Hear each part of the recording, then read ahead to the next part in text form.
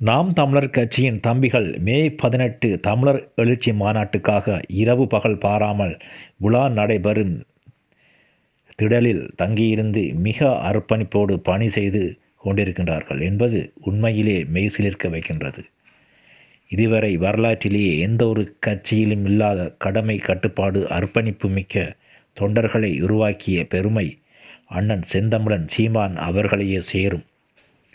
இந்திய வரலாற்றிலேயே ஏன் உலக வரலாற்றிலேயே பேரன்பும் பேராளுமையும் கொண்ட அரசியல் தலைவர் அண்ணன் சீமானாகத்தான் இருக்க முடியும்.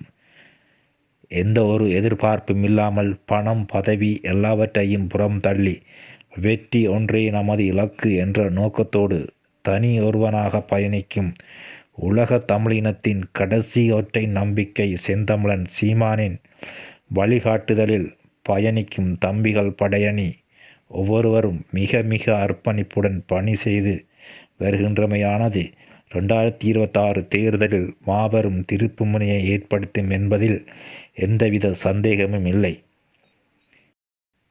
மே 18 எழுச்சி மாநாட்டில் பணியாற்றி கொண்டிருந்த இசக்கி ராஜா என்ற நாம் தமிழர் தம்பிக்கு பிறந்த நாள்.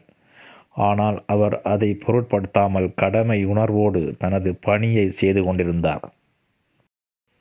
ஆனாலும் அதை அறிந்த மற்ற தம்பிகள் மே 18 விழா நடைபெற இருக்கும் அந்த திடலில் வைத்து அவருக்கு பிறந்தநாள் கொண்டாடி மகிழ்ந்துள்ளார்கள். இது சற்றும் எதிர்பார்க்காத இசக்கி ராஜா என்ற தம்பி மிகவும் உணர்ச்சி வசப்பட்டு கண்கலங்கி பேசியுள்ளார்.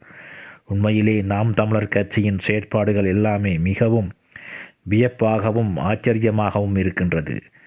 தலைவர் பிரபாகரனுக்கு அடுத்து காலம் எங்களுக்கு ஒரு மாபெரும் தலைவனை கொடுத்திருக்கின்றது.